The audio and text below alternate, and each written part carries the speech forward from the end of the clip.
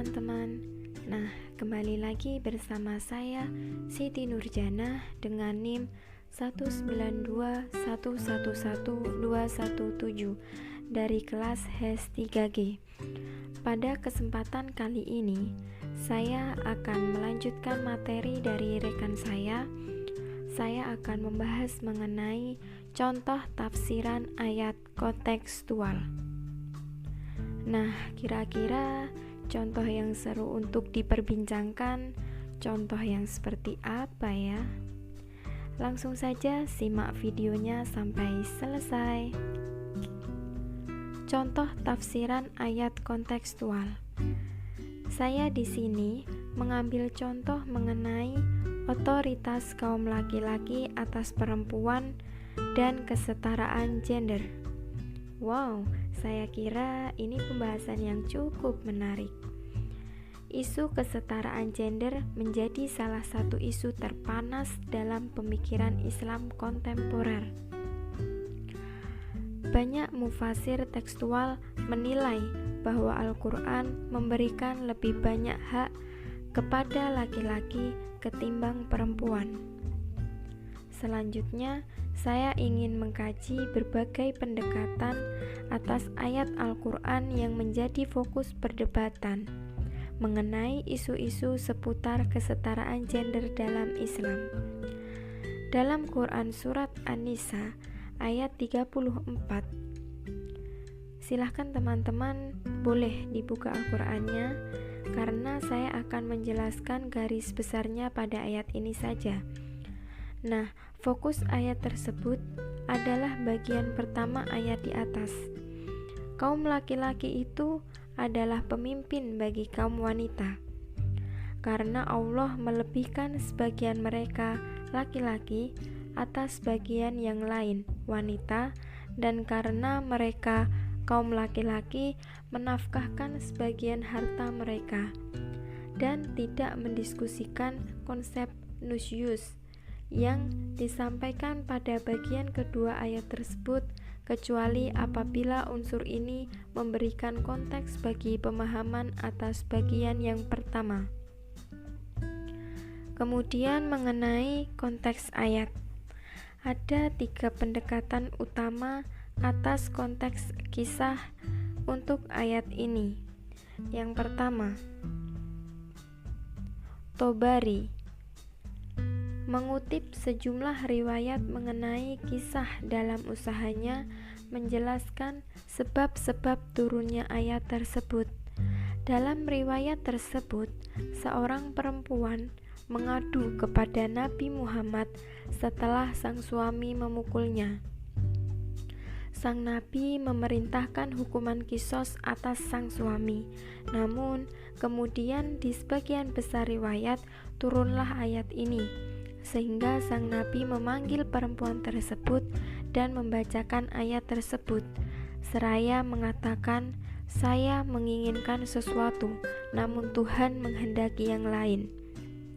Yang kedua, Ibnu Katsir dan Suyuti juga merujuk pada riwayat tersebut.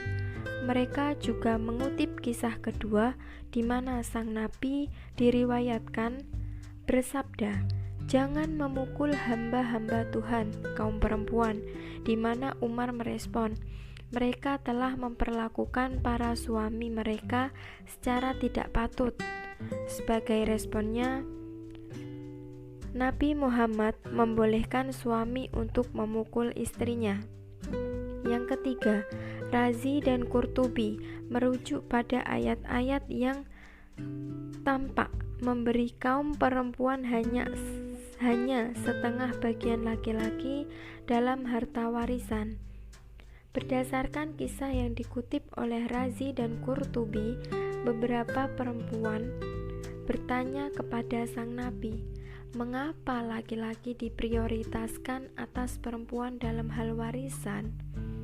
Kemudian beliau menjawab, "Sesungguhnya kaum perempuan untuk tidak iri atas apa yang diberikan kepada kaum laki-laki dan memberi alasan mengapa laki-laki diutamakan."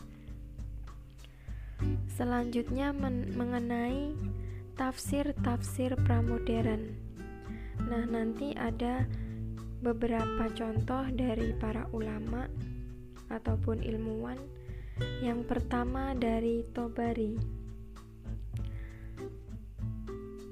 mengenai al-rijal qawwamuna 'ala al-nisa.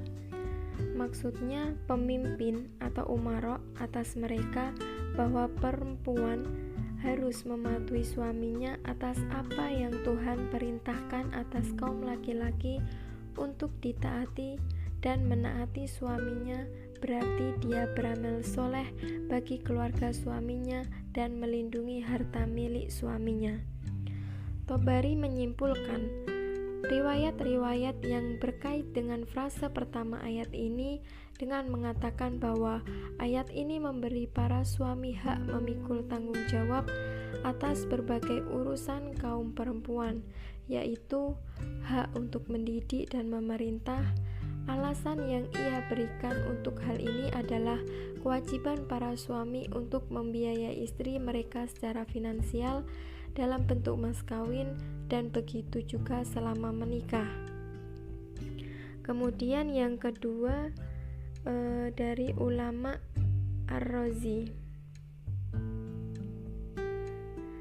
Razi membangun pemikiran secara jelas, menegaskan superioritas laki-laki atas perempuan. Dia memberi indikasi bahwa laki-laki diberi kewenangan untuk mendidik kaum perempuan dan mengambil alih kekuasaan mereka.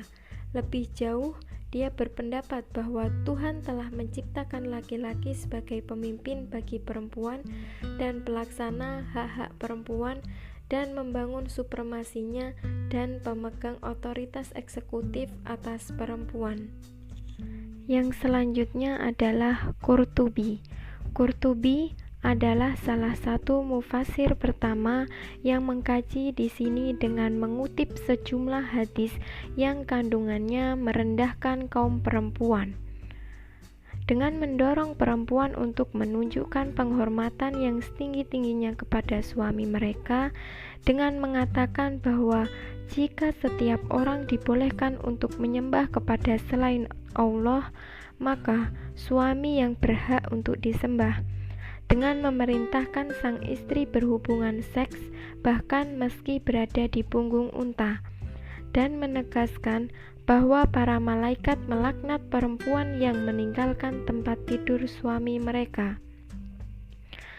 Akhirnya Qurtubi berpendapat bahwa ulama memahami frase karena mereka menafkahi istri mereka dari uang mereka sendiri, berarti bahwa jika seorang suami tidak lagi menafkahi istrinya, dia tidak lagi memiliki qawam atasnya, dan sang istri bisa memutuskan ikatan pernikahan karena objek pernikahan tidak lagi ada. Jadi, jika sang suami tidak mampu memberikan perlindungan dan memberinya pakaian, maka boleh memutuskan ikatan pernikahan mereka. Yang selanjutnya menurut Ibnu Katsir. Pendekatan Ibnu Katsir adalah sebuah usaha dalam bentuk yang ringkas untuk kembali kepada pendekatan teks-sentrik, berpusat pada teks,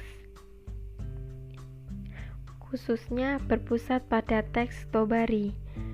Dia mengutip lebih banyak hadis ketimbang Razi dan tidak banyak menjabarkan penjelasan rasional mengenai superioritas laki-laki sebagaimana yang dilakukan Razi dan Qurtubi. Ibnu Katsir juga merujuk kepada beberapa hadis yang merendahkan perempuan. Dia mengutip terkait dengan kajiannya atas lafal qawam, sebuah hadis yang memprediksi bahwa sebuah komunitas yang dipimpin oleh seorang perempuan tidak akan sejahtera. Kemudian, pada bagian yang berkaitan dengan musyus, dia mencatat sejumlah hadis yang merendahkan perempuan yang menyuarakan hal itu yang dipilih oleh Qurtubi. Dalam penjelasannya mengenai apa yang telah para suami keluarkan dari harta mereka, Ibnu Katsir menafsirkan bahwa ia berkaitan dengan mas kawin, pengelolaan, dan berbagai kewajiban terhadap mereka yang dititahkan oleh Tuhan dalam kitabnya dan sunnah nabinya. Yang kelima yaitu dari seorang ulama Syiah 12 imam, yaitu Ali Qumi Ibnu Babawaih Qumi, tidak mengaitkan pemberian nafkah laki-laki dengan status mereka atau dengan posisi kewenangannya atas perempuan. Dia menafsirkan bahwa kewajiban-kewajiban istri harus dibatasi dengan menjaga diri mereka sendiri ketika suami tidak ada. Dia menjelaskan bahwa bagian akhir ayat mengindikasikan bahwa para istri diwajibkan untuk siap sedia secara seksual bagi suami mereka ketika para suami berkeinginan untuk berhubungan intim. Pembahasan yang selanjutnya yaitu tentang tafsir-tafsir modern. Para sarjana muslim yang menekankan superioritas laki-laki. Beberapa sarjana, seperti halnya beberapa mufasir pramodern, berpendapat bahwa superioritas laki-laki atas perempuan berasal dari sejumlah kualitas hakiki yang dimiliki laki-laki yang tidak dimiliki perempuan. Kualitas-kualitas tersebut mencakup kecerdasan, ketenangan, kesabaran, dan ketahanan. Karena itu, di dalam sebuah pernikahan, peran suami adalah menjaga hal yang Allah bebankan kepadanya, sementara peran istri adalah menaati Tuhannya dan menaati suaminya. Ulama modern Syiah Toba-Tobai berpendapat serupa dengan Razi dan Qurtubi bahwa laki-laki memiliki karakteristik alamiah tertentu seperti rasionalitas yang lebih kuat ketimbang perempuan. Mereka juga lebih kuat dalam hal menangani berbagai kesulitan dan melakukan tugas-tugas yang berat. Toba-Tobai mendefinisikan frase apa yang mereka nafkahkan dari harta mereka sendiri. Namun, dia menyatakan bahwa laki-laki secara umum adalah penjaga kaum perempuan dan bahwa frase laki-laki adalah pelindung dan penjaga kaum perempuan tidak hanya berhubungan dengan ranah pernikahan, tapi juga aspek-aspek hukum, politik, militer, dan sosial secara umum dari kehidupan manusia. Kemudian, beberapa ulama seperti Majelis Ulama Afrika Selatan, sebuah organisasi ulama Sunni tradisional, mengikuti kecenderungan tafsir pramodern dengan menyatakan bahwa hal ini karena syariat telah membangun peran-peran tertentu bagi laki-laki dan perempuan yang tidak bisa dipertukarkan. Syariat menyesuaikan otoritas menyeluruh atas istrinya, bahkan hingga tingkatan meminta seseorang istri untuk mengubah pendapatnya untuk sesuai dengan pendapat suaminya dan sepenuh hati tunduk kepada keinginan dan kehendaknya.